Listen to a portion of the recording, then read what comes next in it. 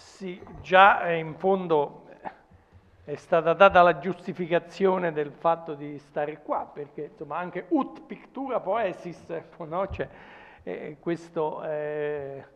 questa possibilità di ricondurre Valentino ad una tradizione in cui lo sguardo eh, agli aspetti visivi si collega direttamente all'intervento della parola, una parola capace di seguire tutte le pieghe dell'evidenza delle cose, no? In una poesia che è fatta proprio molto di cose, non è naturalmente realistica, Dio ce ne guardi, no? Però è una poesia che si confronta, tra l'altro, in questi 50 anni con tutti gli oggetti, le forme di comunicazione, i modelli culturali, la vita quotidiana anche più banale, ma tanto più importante in quanto banale, che abbiamo attraversato in questi 50 anni. No? Quindi per questo è una poesia un po' solitaria, un po', no?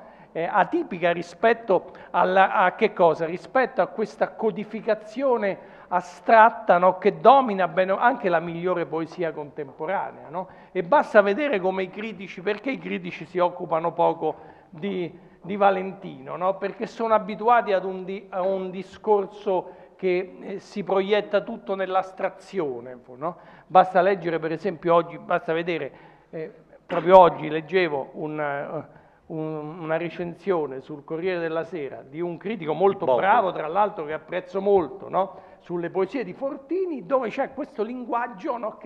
che si proietta non insomma, nei contenuti concreti, dove la poesia va a sbattere, insomma, con che cosa si confronta, no? Ma su queste forme, no? Quasi metafisiche del linguaggio, no? Ecco, c'è proprio una metafisica del codice poetico, un'astrazione programmatica, no? Nel linguaggio della poesia e sulla poesia a cui Valentino sfugge, no? Perché Valentino sta dentro, si muove tra le cose naturalmente della sua quotidianità, prima di tutto, attraversa il tempo, gli oggetti, le parole che riempiono il tempo e che riempiono lo spazio. Un dato che io ho un po' notato nella mia vagamente e variamente in questa prefazione che ho fatto alle sue poesie è questa convergenza di spazio e tempo, questo voler spazializzare il tempo, questo interrogare il tempo che passa, no? Che lui attraversa, dentro cui si colloca come tutti noi, no? E quasi fermarlo come, no? Nella sua evidenza spaziale, e che però poi lo lascia fuggire ugualmente, inevitabilmente, perché è così, è la condizione umana, potremmo dire, no? Ecco, il precipitare del tempo e la volontà di afferrarlo vivendo con la sua esperienza individuale proprio, no? Perché lui è anche un personaggio, lo sanno tutti, lo dicono tutti, no? Valentino è poeta in quanto è personaggio di sé che attraversa col suo corpo, col suo sguardo, col suo muoversi dinoccolato, attraversa il presente e tutti questi 50 anni appunto che sono stati i nostri, no? Tirando fuori da questo presente, no? Uno scatto di ironia, di poesia, di sogno. Tra l'altro è troppo facile giocare anagrammaticamente tra ironia e ironico e onirico, no? Che sono elementi che si legano tra loro attraverso tutta una serie di temi costanti, no? Che io mi sono provato, riguardando un po' quello che mi era capitato di scrivere, rileggendo tante poesie. Stamattina ho rifatto tutto un percorso su questo libro, no? Che ecco, viene la voglia di fissare tutta una serie di temi, no? E prima di tutto cominciamo dalle cose più lontane, i personaggi e le situazioni storiche, la cultura, i personaggi del passato studiati a scuola o letti nei libri, che acquistano un'evidenza, no? Come di qualcosa con cui si dialoga, insomma, no? Che fanno parte di noi, che sono svuotati della loro così sublime autorità, no? Ma diventano, no? un pezzo della sua vita, della nostra vita, no? Fanno parte dello spazio e del tempo dentro cui ci si colloca. Tutti i nomi della storia, da quella romana a quella medievale, barocca, però, poi dirò qualche altra cosa sul barocco, tra personaggi e dati storici, no? Ci sono poi le guerre, le battaglie, no? La passione per gli elementi bellico-militari, no? Che lui guarda un po' da lontano, ma nello stesso tempo con il ricordo di aver attraversato da bambino, da piccolissimo, no? Quella terribile seconda guerra mondiale. Ma poi il mondo militare significa anche attraversamento, uso della tecnica, anche della tecnica più brutale, e attraversamento degli spazi del mondo. E la geografia, c'ha una passione formidabile per la geografia, il viaggio, no? Il viaggio come cosa di carta e cosa reale nello stesso tempo. Mi viene sempre, è una delle mie manie di citare sempre quella Baudelaire, et l'enfant amoureux des cartes et des stampes, no? La poesia, le voyage proprio, no? Ecco, il viaggio, la geografia, no? Quanto sono affascinanti certe sue poesie geografiche, insomma, no? Abbiamo già detto del tempo e anche della misurazione del tempo con i suoi paradossi, uno dei temi che attraversa variamente poesie di epoche diverse, ironicamente, paradossalmente, ma non troppo, perché poi lui c'ha questo fatto che a volte sembra che scherza veramente, ma nello scherzo c'è il senso profondo della contraddizione delle cose, il paradosso di Zenone, no? Achille e la tartaruga, la freccia, ritornano varie volte, no? In modo veramente singolare. Poi naturalmente ci sono le donne, l'alterità e la vicinanza, no? La difficoltà del dialogo, lo sfuggire della loro effettiva identificazione nel gioco di quello che io chiamo un Don Giovanni metropolitano, no? Così, che sa, insomma, sempre vincitore e sconfitto nello stesso tempo, no? Che guarda così all'alterità femminile facendola propria, identificandosi quasi con le donne da certi punti di vista, no? Le arti, abbiamo già detto, la Pinacoteca, appunto, come è stato detto, una sezione di un libro, no? Poi monumenti e rovine, è chiaro che la storia e le arti sono i luoghi che si trovano soprattutto a Roma, ma non solo, nei viaggi, no? Allora l'interrogazione continua delle rovine, c'è quel libro poi tutto su Roma, tra l'altro sui luoghi romani, no? Tra l'altro già col titolo, no? Ogni cosa ha detto addio, no? Questo che già nella sua ambiguità fa riferimento, no? A questa presenza reale, no? Di queste infinite tracce rovinate del passato, no? In un presente che le fa persistere, ma nello stesso tempo le svuota, insomma, no? Le riduce a pezzetti della quotidianità romana, interni poi quotidiani e casalinghi, le piccole cose della vita quotidiana, quando si cucina, insomma, no? Quando dentro casa si rompe qualcosa, insomma, tutte cose da cui scatta, no, qualche elemento di sorpresa, di meraviglia, no? Il cibo naturalmente in tutto questo, l'ecologia e l'economia, lo sport, il cinema, no, l'elenco, quando uno parla della poesia di Valentino trova tutte le cose che hanno costituito davvero, no, questi 50 anni che abbiamo attraversato, no?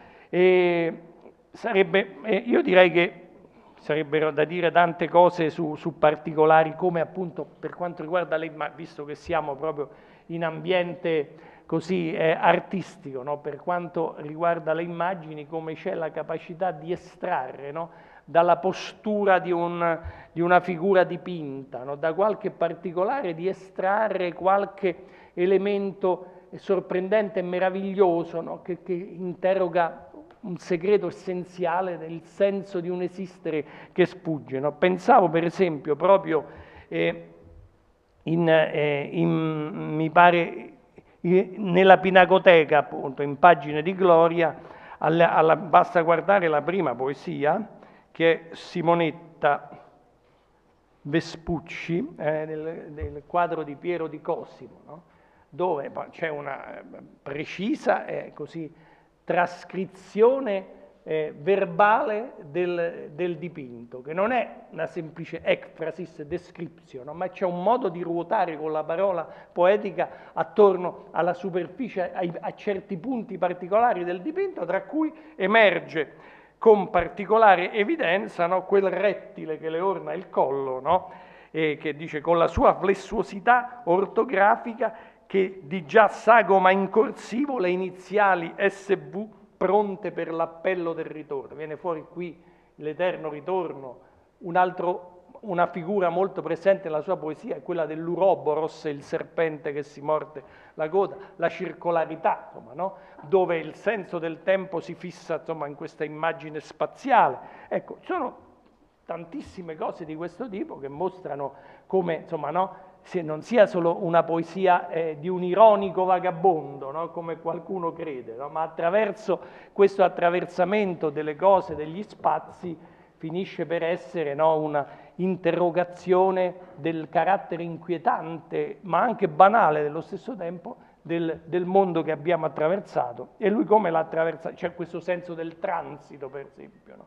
Del passare, che tra l'altro ha un'altra immagine, l'eterno ritorno è anche un passare in posti sempre diversi che però sono sempre gli stessi, ma come è la Roma in cui si passeggia, no? Come la casa e le case che si confronta, formidabile quella poesia che è stata ricordata, quella dove si confronta la casa sua e quella di Dario Bellezza per l'appunto, no?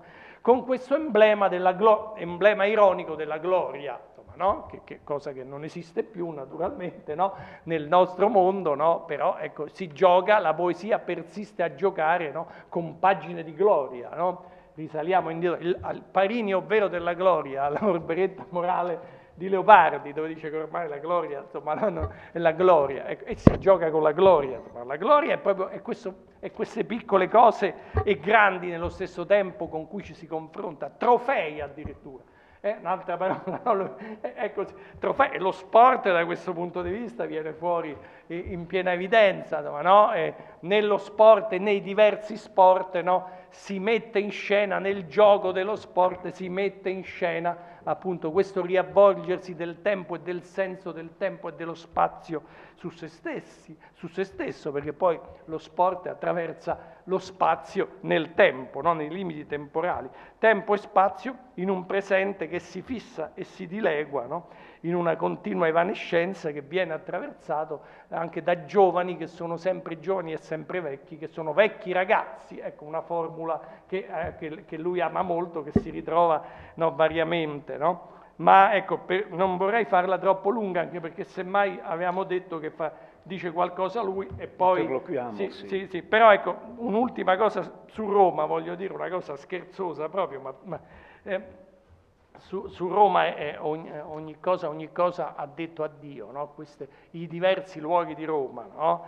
E poi è talmente romano e classico, tra l'altro, che una raccolta si chiama Neomarziale, no? Che il titolo stesso fa riferimento, insomma, no? Alla sua classicità epigrammatica, no? Dinoccolata e versata nell'evaporazione del presente. È un classico nel mondo in cui i classici sono evaporati, insomma, no?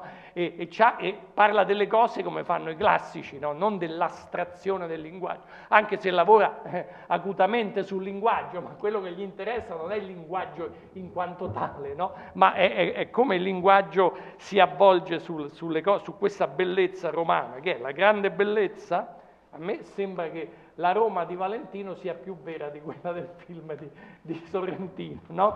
È una Roma così più quotidiana, no? Cioè, lui ha creato a suo modo un nuovo meraviglioso urbano, no? Quando meraviglioso urbano si pensa subito a Benjamin, Baudelaire, eccetera, tutte cose. Questo nostro meraviglioso è meno radicale, è impossibile essere radicali da questo punto di vista, no? Però è essenziale, è quello che oggi noi abbiamo effettivamente a disposizione nella nostra città davanti al Colosseo, e siccome lui è laziale come me, voglio dire che ho pensato sarebbe bello inviare al presidente della Roma, James Pallotta, la poesia sul Colosseo, visto che lui pretende di fare, ha detto che vorrebbe giocasse una partita di calcio tra la Roma, il Barcellona o il Real Madrid dentro al Colosseo. Dice, o è scemo o ci fa in altri termini. No?